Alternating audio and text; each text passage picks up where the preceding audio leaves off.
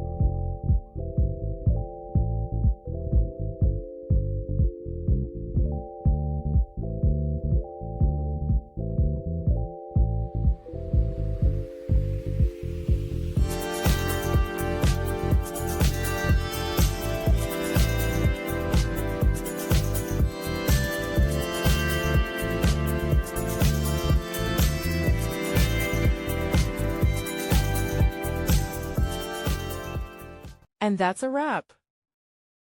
I hope you found the answer you were looking for. If you did, take a second to hit that subscribe button. It really helps out. And let me know in the comments which solution worked best for you. See you next time in the debug zone.